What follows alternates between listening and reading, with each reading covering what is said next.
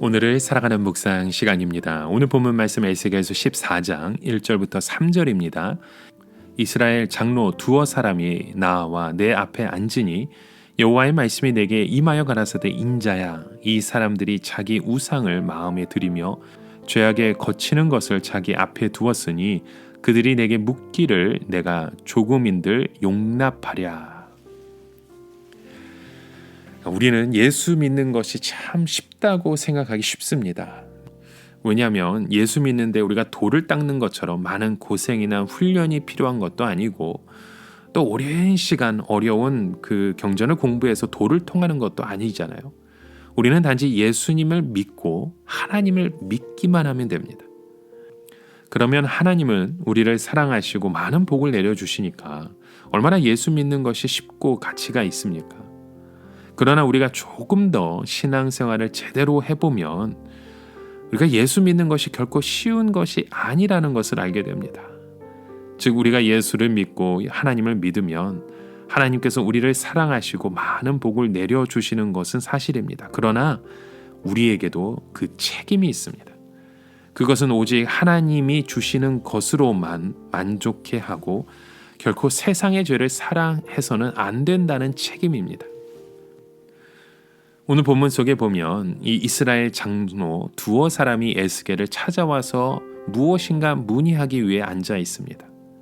문제가 되는 것은 에스겔을 찾아온 이 장로들이 누구냐 하는 것입니다. 어떤 사람들은 예루살렘에서 바벨론의 사신으로 온 장로들이 에스겔을 찾아왔다고 해석을 하는가 하면 어떤 사람은 포로가 된 사람들 중에 장로일 것이라는 해석을 하기도 합니다. 최근에 사람들은 에스겔에게서 특이한 현상이 일어나는 것을 보게 되었습니다. 그것은 에스겔이 바벨론 땅에 있으면서 예루살렘의 일을 훤하게 아는 것이었죠. 심지어 어떤 사람이 죽었다고 하는데 실제로 그 시간에 그 사람이 예루살렘에서 죽었던 것입니다. 그뿐만 아니라 에스겔의 말이나 행동으로 나타내는 메시지가 아주 강력한 하나님의 말씀으로 그들의 마음속에 각인되고 있었던 것입니다. 에스겔을 통하여 하나님의 말씀이 나타나고 있는 것을 사람들의 입에서 입으로 통하여 유다 사람들 사이에 퍼지게 되었던 것이죠. 그때 이스라엘 장로들 중에서 두어 사람이 에스겔을 찾아와서 하나님의 뜻을 구하게 된 것입니다. 이때 하나님께서 에스겔에게 이 사람들이 어떠한 사람들이 먼저 알려주셨습니다. 겉으로 보기에는 이 사람들은 하나님의 말씀을 간절히 구하고 은혜 받기를 사모하는 사람 같은데 이들의 마음속에는 우상이 있고 죄악에 거치는 것이 있는 사람들이라는 말씀입니다. 즉 이 사람들은 이미 세상적으로 성공하고 출세하는 욕심을 가지고 있는 사람들이라는 거죠. 이미 예루살렘 사람들 중에서 많은 사람들이 바벨론의 포로가 되어서 이 시점 가운데서도 전혀 문제를 깨닫지 못하고 자기의 야망과 욕심에만 차 있는 사람들이었던 것입니다. 특히 이들은 순수한 상태에서 하나님의 말씀을 듣고 은혜 받기 위해서 온 것이 아니라 자기들의 마음속에 있는 그 야망과 욕심을 지지받기 위해서 에스겔을 찾아온 것이었습니다.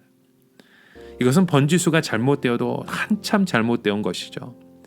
여러분, 예루살렘의 병폐가 무엇이었습니까? 예루살렘의 병폐는 하나님의 백성들은 세상 사람들처럼 잘 살아야 한다는 것입니다. 그리고 잘 살고 성공하기 위해서는 세상 사람들이 쓰는 방법을 써야 하고 우상도 받아들여야 한다는 것이었죠. 이런 생각을 예루살렘 장로들은 당연하게 생각했습니다.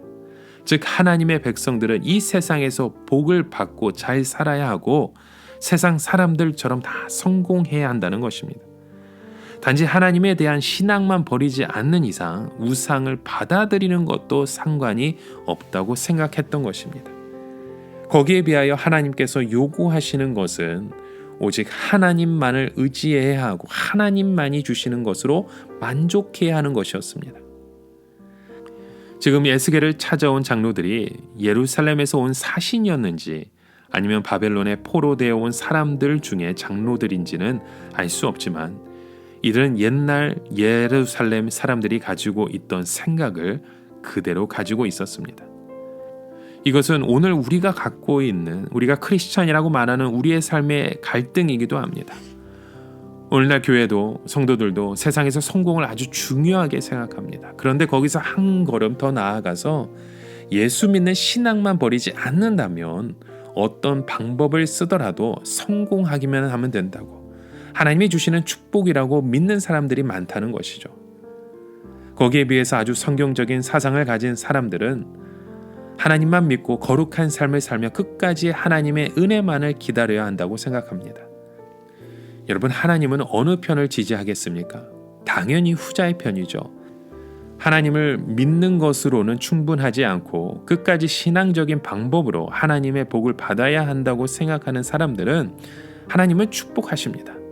그런데 이 사람들은 마음에만 우상을 둔 것이 아니라 죄에 거치는 것을 가지고 있었던 것입니다. 오늘 본문에 말씀하는 거죠. 죄에 거치는 것이라는 것은 죄의 올무를 말합니다.